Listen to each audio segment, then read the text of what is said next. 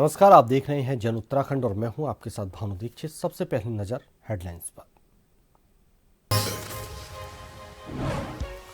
CM Dhami ने PM Modi से की शिष्टाचार भेंट। उत्तराखंड में होने वाले राष्ट्रीय खेलों के लिए किया आमंत्रित। मलारी की शॉल और नारायण आश्रम की प्रतिकृति भी की गई भेंट।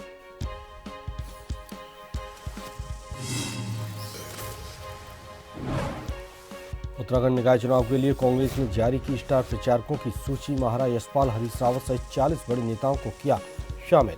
वहीं निर्वाचन आयोग ने जारी की मतदाता सूची।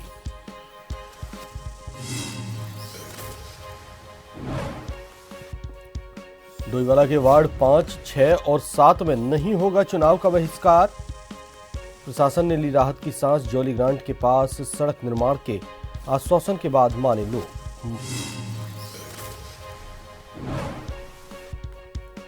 हरिद्वार में राष्ट्रीय खेल प्रतियोगिता की तैयारियों के बीच गंभीर मामला आया सामने। नाबालिग खिलाड़ी ने लगाया दुष्कर्म का आरोप। आरोपित कोच को किया गिरफ्तार।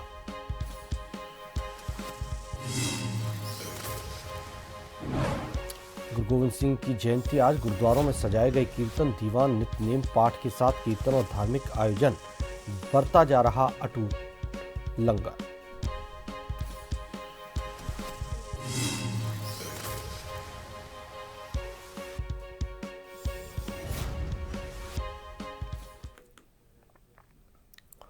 खबरें विस्तार से। मुख्यमंत्री पुष्कर सिंह धामी ने नई दिल्ली में प्रधानमंत्री नरेंद्र मोदी से शिष्टाचार भेंट की। मुख्यमंत्री ने प्रधानमंत्री को उत्तराखंड में आयोजित राष्ट्रीय खेलों के लिए आमंत्रित किया। उन्होंने प्रधानमंत्री को मलारी यानी कि चमोली की शॉल और नारायण आश्रम की प्रतिकृति भेंट की। मुख्यमंत्री धामी ने राज्य के विकास में प्रधानमंत्री के नेतृत्व, मार्गदर्शन और सहयोग के लिए प्रदेश की जनता की ओर से आभार व्यक्त किया।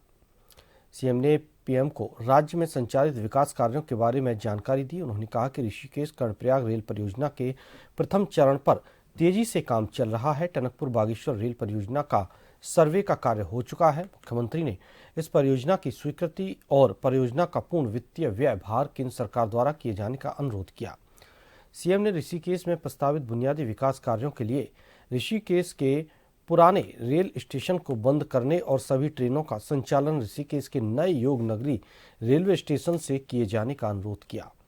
उन्होंने उत्तराखंड में जल जीवन मिशन की प्रगति की जानकारी देते हुए जल जीवन मिशन में आवंटित केंद्रीय अंशदान की अवशेष धनराशि जल्द अवमुक्त किए जाने के लिए संबंधित को निर्देश करने का आग्रह किया।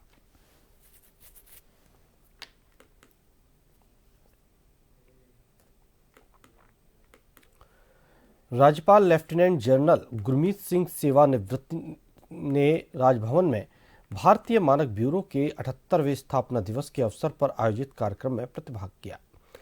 इस दौरान भारतीय मानक ब्यूरो के द्वारा विद्यालयों में गठित स्टैंडर्ड क्लब के विद्यार्थियों, भारतीय प्रौद्योगिकी संस्थान रुड़की, भारत पेट्रोलियम संस्थान और औद्योगिक संस्थान द्वारा अपने स्टॉल लगाए गए, जिनका राज्यपाल द्वारा निरीक्षण किया गया। राज्यपाल ने बच्चों द्वारा बनाए गए मॉडल्स के लिए बच्चों की सृजनात्मकता और नवाचार की सराहना की।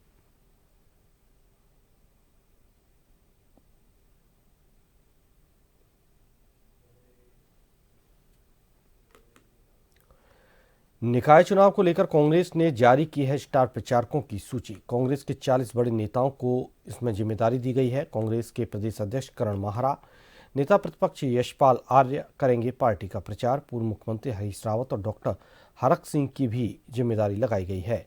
सभी बड़े नेताओं को सूची में शामिल किया गया है।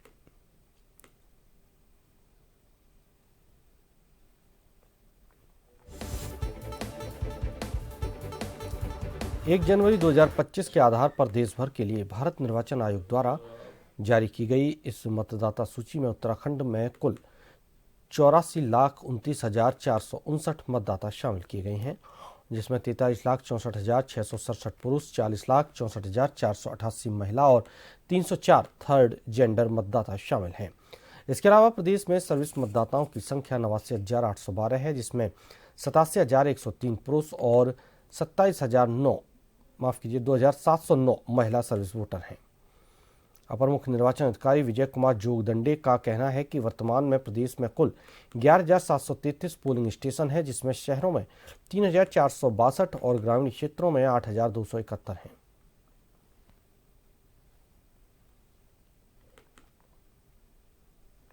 राज्यों में आज की तारीख में 84,29,469 मतदाता निर्वाचक नामावली में दर्ज हैं। इसमें जो पुरुष मतदाता हैं वो 43,64,667 और जो महिला मतदाता हैं वो 40,64,600 इस हिसाब से अभी तक दर्ज हुआ है। इसमें जो तृतीय जो थर्ड जेंडर मतदाता हैं वो 304 दर्ज हुआ है। इसमें बताना चाहेंगे कि जो पिछली बार का संक्षिप्त पुनरीक्षण अभियान संपन्न हुआ था 1 जनवरी 2024 की अर्हता तिथि के अनुसार, उस समय निर्वाचक नामावली में 83,37,000 वोटर्स शामिल थे। उसके उपरांत जो अभी का जो हमारा 1 जनवरी 2025 का अभियान हुआ है उसके अनुसार हमारे निर्वाचक नामावली में 91,545 वोटर्स का वृद्धि हुआ है। हरिद्वार में नगर निकाय चुनाव को लेकर पुलिस पूरी तरह से सतर्क हो गई है। एसएसपी प्रमेंद्र सिंह डोभाल ने बताया कि चुनाव को निष्पक्ष और शांतिपूर्ण ढंग से संपन्न कराना एक बड़ी जिम्मेदारी है, जिसके लिए व्यापक इंतजाम किए गए हैं। एसएसपी ने जानकारी दी कि सर्किल अफसर, जोनल और सुपर जोनल अधिकारियों की ड्यूटी निर्धारित कर दी गई है। जल्द ही बूथ स्तर पर भी सुरक्षा कर्मियों की तैनाती सुनिश्चित की जाएगी। तारीख को हमारा नगर पालिका नगर निगम के जो चुनाव हैं उसको लेके हम लोगों के द्वारा जो ज़रूरी हमारे जो इंतजामात हैं वो पूरे कर लिए गए हैं। इसके लिए जो सर्कल अफसर्स की ड्यूटियां, जोनल सुपर जोनल की ड्यूटियां हम लोगों के द्वारा ऑलरेडी असाइन कर ली गई हैं। और साथ में जो बूथ स्तर तक की जो ड्यूटियां हैं उनकी सेंसिटिविटी को ध्यान में रखते हुए हम लोगों की जो भी ज़रूरी इंतजामात हैं उसकी हम लोगों की तैयारियां पूरी हो चुकी हैं। जल्दी ही ड्यूटियां हमारी बूथ स्तर तक लग जाएंगी। और साथ में जो इलेक्शन के से रिलेटेड जो इस समय शराब का और अन्य जो कार्रवाइयाँ होती हैं, जो लोग अवैध रूप से शराब को पिलाने का काम करते हैं, उस पर हम लोगों के द्वारा सख्ती की जा रही है। इसमें हम लोगों के द्वारा कार्रवाइयाँ भी विगत में की गई हैं, आगे भी करी जाएंगी। असलहे को जमा करने की कार्रवाई भी साथ में चल रही है। सरकार ने सरकारी अस्पतालों की इमरजेंसी सेवाएं शुरू कर दी हैं, जिसकी शुरुआत मेडिकल कॉलेज से की गई है। राजकीय मेडिकल कॉलेज में आपातकालीन चिकित्सा प्रबंधन को और अधिक दुरुस्त करने के लिए नई गाइडलाइन जारी की गई है। गाइडलाइन के अनुसार किसी भी अस्पताल का यह दायित्व है कि इमरजेंसी में आने वाले मरीज को इमरजेंसी मेडिकल केयर उपलब्ध कराएं। अगर मरीज के पास पैसे भी नहीं हैं तब भी चिकित्सक या अस्पताल उसके इलाज में न तो किसी तरह की देरी करेंगे और न ही इलाज से इनकार करेंगे। स्वास्थ्य सचिव ने सख्त हिदायत दी है कि डॉक्टर की पहली प्राथमिकता मरीज को तुरंत उपचार उपलब्ध कराने की होनी चाहिए। वहीं चिकित्सा शिक्षा विभाग के अंतर्गत संचालित राजकीय चिकित्सा महाविद्यालयों और state cancer research institute Haldwani में नर्सिंग अधिकारियों के रिक्त 1314 पदों पर शीघ्र नियुक्ति दी जाएगी। जितने भी हमारे मेडिकल कॉलेज हैं उनके अंतर्गत जितने भी चिकित्सालय हैं, और 1 जनवरी से हमने ये एसओपी जारी करने के निर्देश दिए और जारी हो चुकी है। और इमरजेंसी विभाग में जब भी कोई मरीज आता है और उन्हें ये बताया जाता है कि हमारे चिकित्सकों को जो भी इमरजेंसी में हैं कि वो तत्काल जो है मरीजों को अटेंड करें, उन्हें देखें, उन्हें उपचार जो भी मिलना चाहिए वो प्रदान करें। और अधिकतम 10 मिनट का जो समय दिया है, कभी कभार जो है भीड़ होती है मरीजों की इमरजेंसी में, फिर भी जो है हमने ये बोला है कि तत्काल जो है उन्हें सेवा प्रदान की जाए और अधिकतम 10 मिनट में उनका उपचार प्रारंभ किया जाए।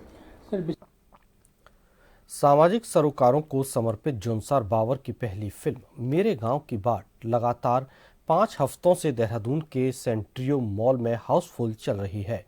फिल्म की उपलब्धि पर पद्मश्री बसंती बिष्ट ने फिल्म के अभिनेता अभिनव चौहान को सेंट्रियो मॉल में शॉल उड़ाकर सम्मानित किया।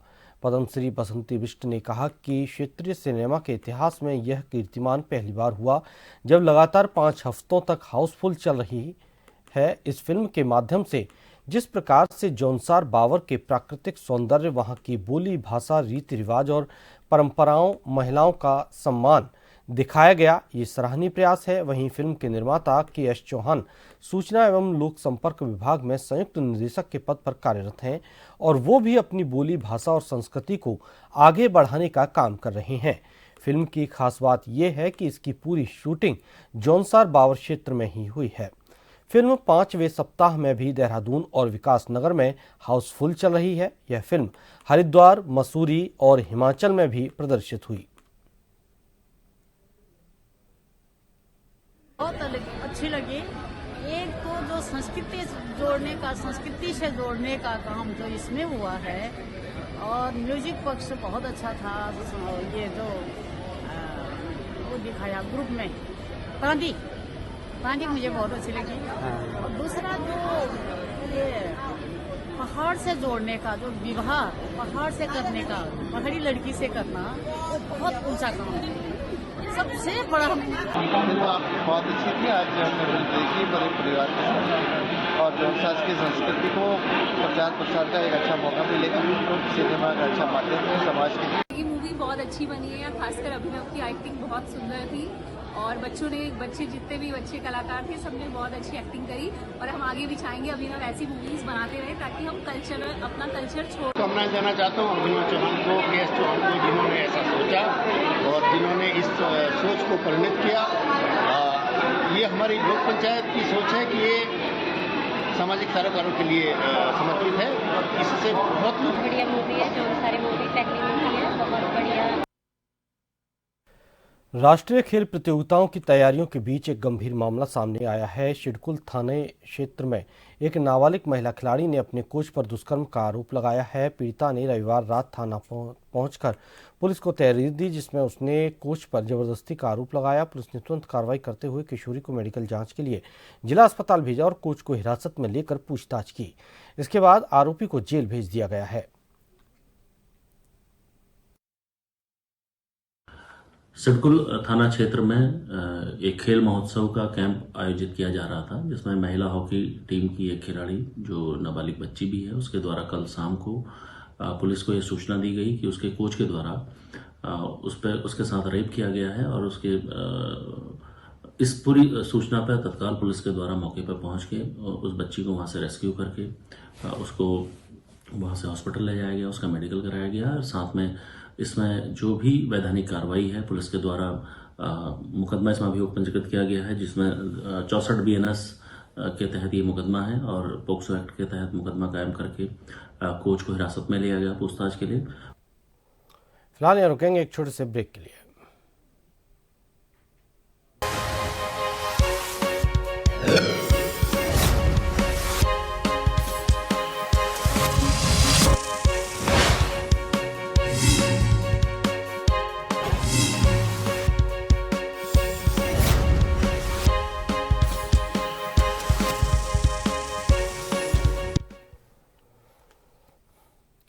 ब्रेक के बाद आपका स्वागत है। आगे बढ़ते हैं। उत्तराखंड में निकाय चुनाव को देखते हुए पुलिस लगातार अवैध शराब, मादक पदार्थ और नशा कारोबारियों पर कार्रवाई करती नजर आ रही है। आने वाले निकाय चुनाव सकुशल संपन्न कराए जाने को लेकर लगातार चेकिंग के दौरान पुलिस ने 4000 लीटर से अधिक की अवैध शराब, जिसकी कीमत 16 लाख से अधिक है, इसे जब्त किया है। साथ ही पुलिस ने 6 करोड़ 5 लाख की कीमत के मादक पदार्थ जब्त किए हैं।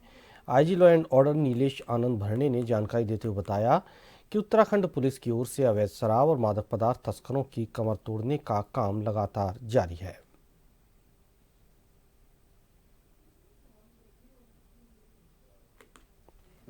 अवैध शराब जो है इस नगर निगम चुनाव में बड़े पैमाने पर जो है इसमें पुलिस जो है सूचना संकलन कर रही है, और जो भी अभी तक बड़े पैमाने पे इसमें बरामदगी हुई है, रेड्स हुई है, 4000 लीटर से ज़्यादा की जो है अवैध शराब अब तक पकड़ी गई है, जिसकी कीमत जो है लगभग 18 लाख से ज़्यादा की है।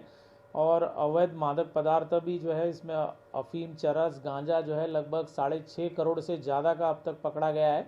और पुलिस जो है ऐसे असामाजिक तत्व जो इस तरह से जो है अवैध काम करके चुनाव में गड़बड़ी पैदा कर सकते हैं, उनके ऊपर सख्त नज़र रखे हुए हैं, और इनको जो है ऐसे बड़े पैमाने पे जो है गिरफ्तारियां की जा रही है जो अवैध काम करने वालों के खिलाफ। नशे के अवैध कारोबार के खिलाफ पुलिस और एंटी नारकोटिक्स के टास्क फोर्स ने कार्रवाई करते हुए अवैध चरस की खेप बरामद की है। नैनीताल पुलिस और ANTF ने बड़ी कार्रवाई की है। SOG और ANTF ने 2 अलग अलग मामलों में 7 किलो चरस पकड़ी है। थाना खनस्यू और ANTF ने 5 किलो चरस और चोरगलिया थाना पुलिस और SOG ने 1.5 किलो से ज्यादा चरस बरामद की है। दोनों मामलों में 5 तस्करों को गिरफ्तार किया गया है। इन मामलों में एनडीपीएस एक्ट के तहत अभियोग पंजीकृत कर अग्रिम कार्रवाई की जा रही है। दूसरी तरफ पुलिस ने एक चोरी का भी खुलासा किया, जिसमें 4,80,000 रुपए के जेवरात के साथ 7 चोरों को गिरफ्तार किया गया है। पिछले कुछ दिनों हमने कुछ और केस भी किए थे जिसमें कुछ लोगों से इसमें की बरामदी हुई थी। आज हमारी जो खंशु थाने की टीम है और चोरगले थाने की जो टीम है, उनके द्वारा अलग अलग प्रकरणों में कुछ अभियुक्तों को चरस के साथ में गिरफ्तार किया है। इन दोनों प्रकरणों में मिला के 5 अभियुक्तों की गिरफ्तारी हुई है और इनके कब्जे से लगभग 7 किलो के आसपास जो चरस है वो बरामद की है। इस सारे प्रकरण में जो अभियुक्त हैं उनमें से 1-2 अभियुक्त का जो आपराधिक इतिहास है। अब इसमें ये लोग कहाँ से खरीद के ला रहे हैं और किसको सप्लाई करने जा रहे हैं उस संदर्भ में भी बेचना हो रही है। तो ये जो इस तरीके के नशे के खिलाफ जो पुलिस ने कार्रवाई की है, इसमें मेरी तरफ से टीम को इनाम दिया जा रहा है। और इसमें चूँकि कुमाऊं जो रेंज की एनटीए भी शामिल है, तो उसकी भी जो इनाम की घोषणा है वो डीआईजी कुमाऊं क्षेत्र के स्तर पर की जा रही है। एक मुखानी क्षेत्र में 21 दिसंबर को एक चोरी हुई थी, जिसमें किसी घर से कुछ सामान चोरी हुआ था। इसमें पुलिस ने अनावरण करते हुए जो माल है उसको 100% बरामद कर लिया है। इस मामले में एक अभियुक्त को गिरफ्तार किया है। यह अभियुक्त पूर्व में भी 2 बार चोरी घटनाओं में गिरफ्तार हो चुका है। तो इसमें जो पुलिस है इसको भी इस चीज़ के लिए उत्साहवर्धन के लिए इनाम दिया जाएगा।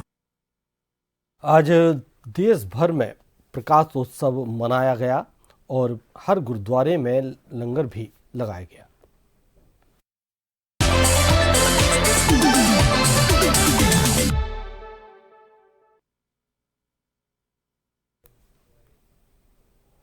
डोईवाला के लोनावाला स्थित गुरुद्वारे में उत्तराखंड के राज्यपाल लेफ्टिनेंट जनरल गुरमीत सिंह पहुंचे, जहां उन्होंने गुरु दरबार में माथा टेक कर प्रदेश की और देश की खुशहाली के लिए अरदास की।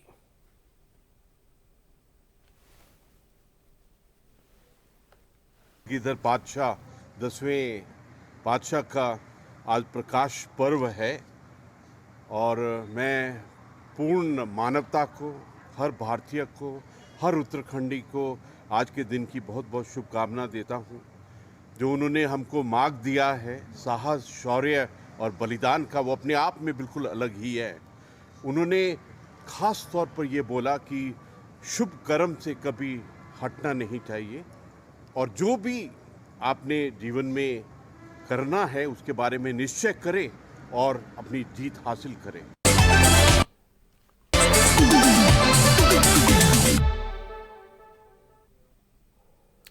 दिसंबर से शुरू हुई शीतकालीन 4 धाम यात्रा में आने वाले श्रद्धालुओं में उत्साह देखने को मिल रहा है।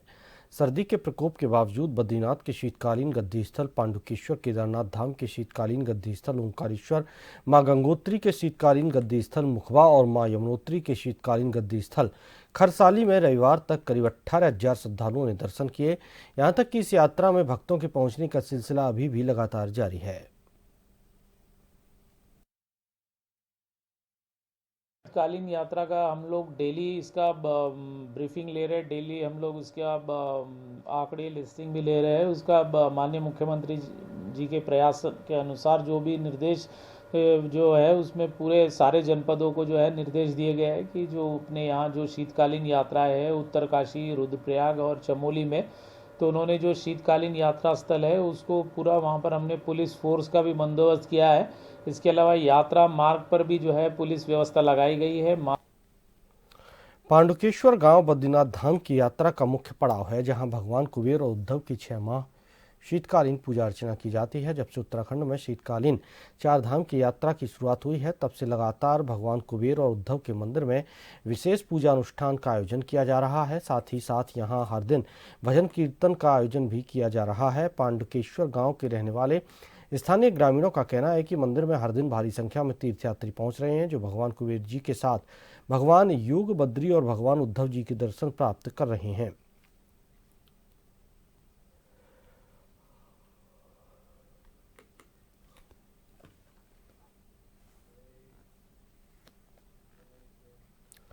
अड़तीसवें राष्ट्रीय खेलों के आयोजन के शुभंकर लोगो, जर्सी और टैगलाइन आदि का कैंटर के जरिए अधिक प्रचार प्रसार हो, इसके लिए जनपद चमोली में जिलाधिकारी संदीप तिवारी ने 6 जनवरी को प्रमोशनल वैन का जिला कार्यालय गोपेश्वर चमोली से हरी झंडी दिखाकर वैन को रवाना किया। जिलाधिकारी ने कहा कि उत्तराखंड राज्य को 38वें राष्ट्रीय खेलों की मेजबानी मिलना हम सबके लिए गर्व का विषय है।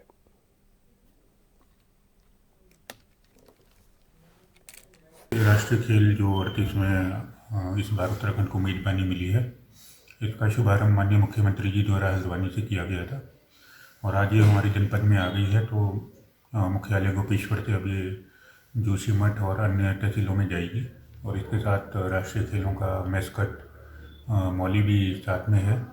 तो इससे प्रचार प्रसार अच्छा होगा राष्ट्रीय खेलों का। और 9 तारीख को गोपेश्वर पुलिस लाइन में एक कार्यक्रम आयोजित किया जाएगा जिसमें पांडवास शो भी होना है, जिसकी तैयारी शासन द्वारा करवाने के लिए निर्देशित किया गया था और राज्य निर्वाचन आयोग से भी उसकी अनुमति ले ली गई है। और मैं समझता हूँ कि ये एक बड़ा गर्व का विषय है कि उत्तराखंड को मेजबानी मिली है। इससे हमारी देवभूमि खेल के रूप में भी, खेल भूमि के रूप में भी विकसित होगी। और आखिर में एक नजर हेडलाइंस पर। सीएम धामी ने पीएम मोदी से की शिष्टाचार भेंट। उत्तराखंड में होने वाले राष्ट्रीय खेलों के लिए किया आमंत्रित। मलारी की शॉल और नारायण आश्रम की प्रतिकृति भी की भेंट।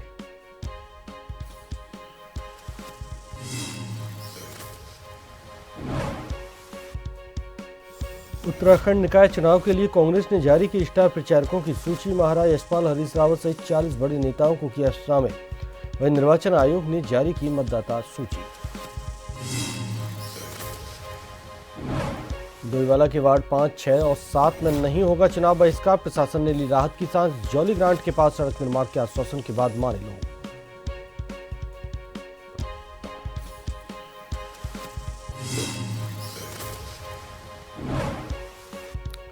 हरिद्वार में राष्ट्रीय खेल प्रतियोगिता की तैयारियों के बीच गंभीर मामला आया सामने। नाबालिग खिलाड़ी ने लगाया दुष्कर्म का आरोप।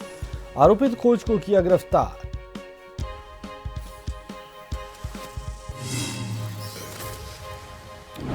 गुरु गोविंद सिंह की जयंती आज। गुरुद्वारों में सजाए गए कीर्तन दीवान, नित्यनेम पाठ के साथ कीर्तन और धार्मिक आयोजन। बरता जा रहा अटूट लंगर।